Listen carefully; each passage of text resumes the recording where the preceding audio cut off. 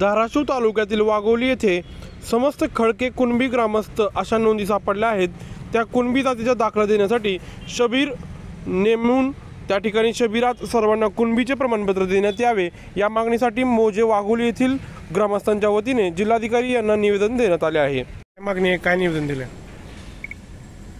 व आज आम्ही कलेक्टर साहेबांना अशी मागणी केली की आमच्या वाघोली गावामध्ये अनेक कुणबी जातीच्या नोंदी आढळलेल्या आहेत।